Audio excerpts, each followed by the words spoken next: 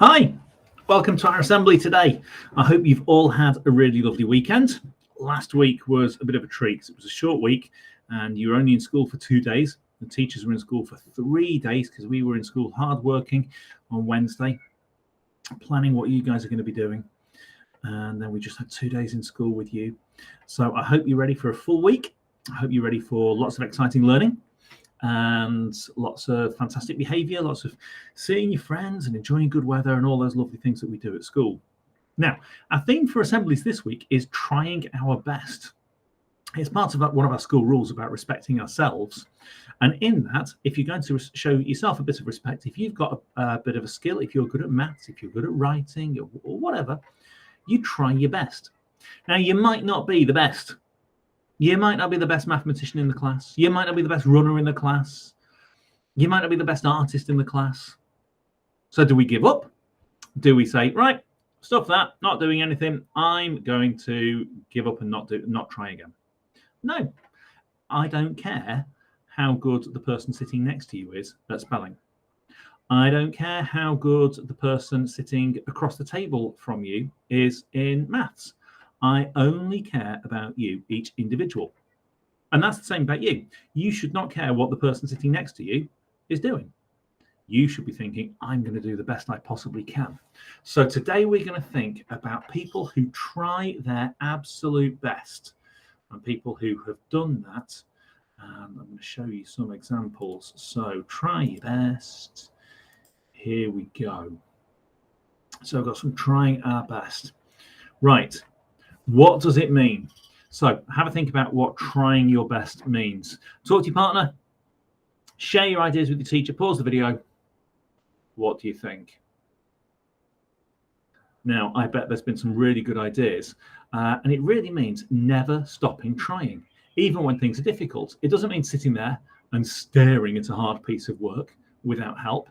Sometimes you need help. It's not saying, I'm stuck, I can't do it. Please, Mr. Babington, come and help me. It's about trying to work it out first. So imagine that you've decided you're going to be world class at something. You might be an artist, you might be a games designer, a teacher, a chef, a filmmaker, you might be a writer. World class doesn't mean the world's best. It just means you're one of the best in the world. So how much practice does it take to be world class? How much practice do you think it will take to be one of the best people in the world at something? Have a guess. See what you come up with. See if your answer in hours or days. See if you can come up with an answer. Okay. Well, if you guessed 10,000 hours, experts have worked out it takes 10,000 hours of practice to be one of the best in the world. Okay. Or if you want to look at it another way, 416 days. That's over a year, solidly, non-stop, no food, no toilet, no sleep, nothing. 416 days.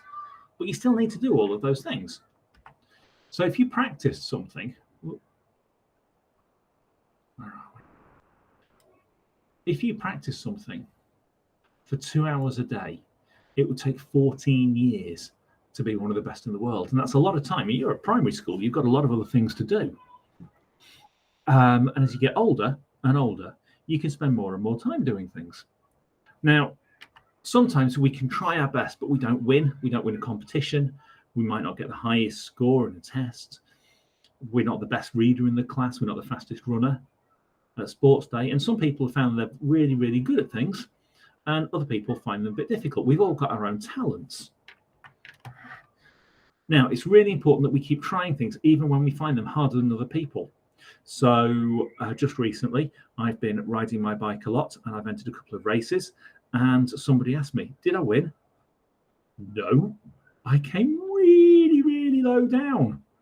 And I did, it took me ages to finish, but I still stuck at it because I was just cycling further than I'd done before.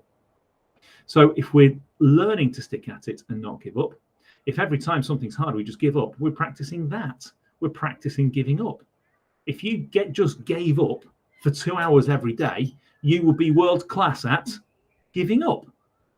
So as you get older and try new things, this skill of not giving up is going to be really useful. That's really important, actually. As well as learning maths, as well as learning English or art or whatever you're doing, you're learning not giving up. That's a really, really important skill. One day you're going to learn to drive and you can't give up. One day you're going to be in a job and you can't give up. Or one day you're going to learn to cook tea and you can't give up or you'll go hungry. So not giving up is a really, really important skill. Okay. This is Stephen. I like his hair. Now, Stephen, this story shows how important it is to try your best, even if you're not the best. Now, Stephen is from Australia. Does anybody know anything about Australia? Put your hand up if you do. And one of the things you might have mentioned is it's quite hot.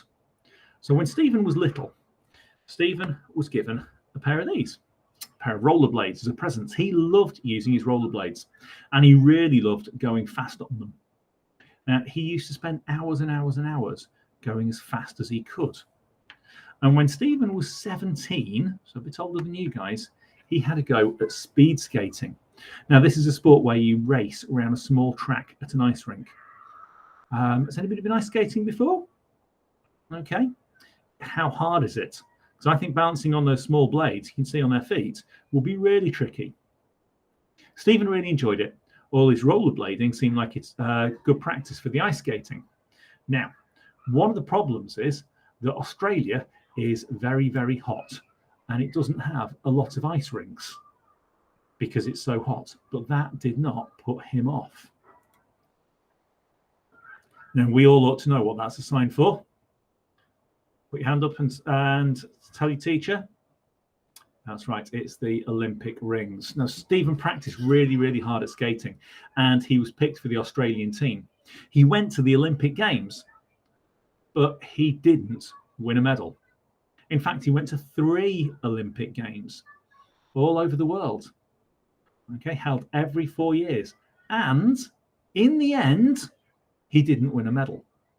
Now, the World Championships were held every year, and he'd won this 3 times. He'd won the World Championships 3 times, and he really wanted Olympic gold, and he felt that he could do better. He didn't give up. And there were things that happened to him.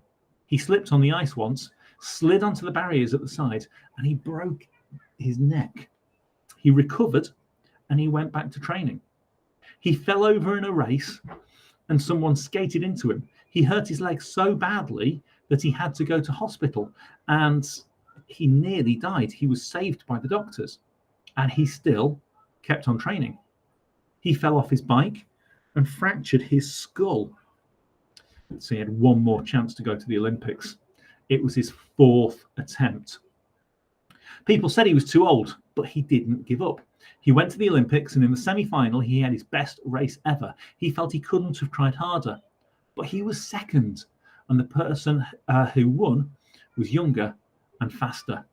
He was through to the finals, and he didn't give up. Okay. The important point is that he did it not for that 90 seconds in the race, but for the 12 years that he tried. Now, what would he have done? What would he have done if he had given up? He wouldn't have got to the Olympics. He wouldn't have won that gold medal right at the very end in his 4th Olympics. So can you imagine trying something for 12 years before you get that gold? 12 years. That is amazing, isn't it? So who knows what you could do? It was his dream to win the race. Who knows what you could do if you stick at it? Okay, so here is a few pictures. And these are people, and we didn't know what they could do when they were your age, when they were at school. Okay, so this person is a racing car driver. So at school, we didn't know that Jenson Button would grow up to be an amazing driver. Okay, here we go. Now, this person's teachers, she's a singer now, very, very famous. Okay. That's Beyonce. Nobody knew at school she was going to be a world famous singer. Okay. And there we go. And one more. And we've got Robbie Williams, a pop star. We've got Keira Knightley, an actress. And nobody knew that these people would keep trying and be world class. So we don't know about you.